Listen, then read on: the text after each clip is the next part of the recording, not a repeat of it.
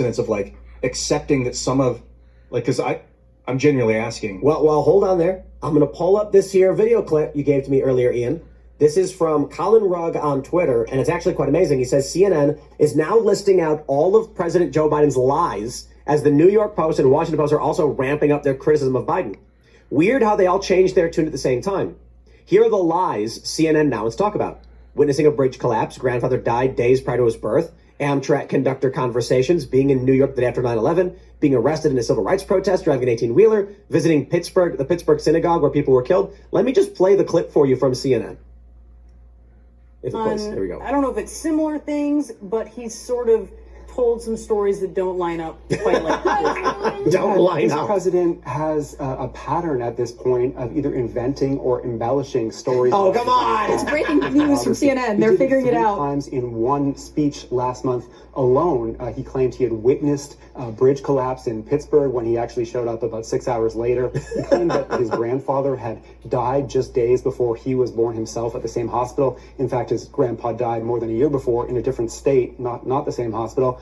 And he also repeated a favorite false story that I and others have debunked over and over again about a supposed conversation with an Amtrak train conductor he was friends with, who was actually deceased at the time the conversation would have had to take place. And that's not all. There are some more serious ones in my view. Previously in his presidency, he claimed at one point he'd been arrested during a civil rights protest when, in other versions of the story, he just said an officer had taken him home from a protest. He said he had visited the Pittsburgh synagogue where worshipers were killed in a 2018 mass shooting. In fact, he had actually spoken to the rabbi, but never went. And he's made a whole bunch of others too. He said at one point, Republicans like to bring this up, he said that he used to drive a tractor trailer, he used to drive an 18-wheeler. Never happened. The White House later clarified he used to drive a school bus at one point as a job briefly. School bus, of course, not an 18-wheeler. So whatever his intentions, whether it's foggy memory about stuff that's going on decades ago or deliberate embellishment, foggy memory. It's an unfortunate pattern. I love this. I love that Colin Rugg said, weird how they all changed their tune at the same time. Mm-hmm.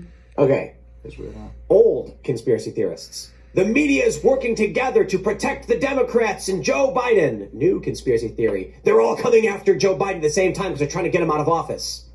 I don't hate it though as a theory. I mean, I think part of it is I still make it lines up. It's the same thing because they would do whatever they could to protect him, and so apparently he is the out guy now. I mean, it is a sign that the establishment that Joe Biden relies on to continue to control the Democratic Party and to stay in the White House no longer wants him, which I think we've known for a long time. That's why he would say, yes, I'm going to run again. And the DNC and his own press secretary would be like, oh, they're still mulling it over. They're still thinking about it. I mean, they have been out of sync for a long time. And I think it's because Joe Biden is declining. And I think that they know they can't actually get a second term.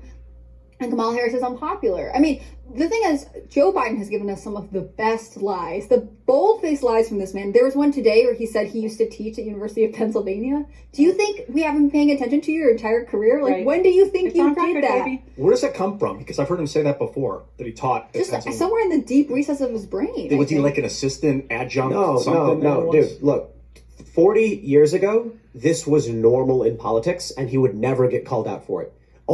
He stole that speech from the Irish guy or whatever, that Irish politician, I think it was. His MP, yeah, and it was in the 80s, and he's like, he had basically dropped out of the race. Yeah, Well, they caught him for that, yeah.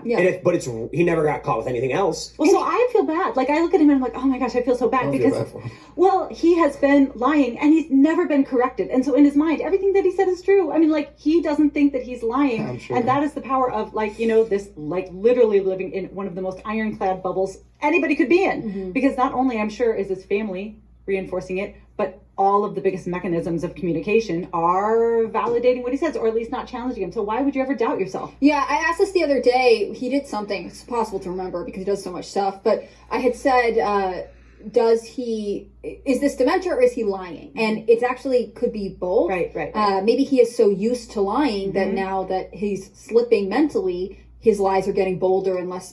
He doesn't have to hide them. He doesn't have to blend them in with the facts. They're becoming less cohesive and coherent. Well.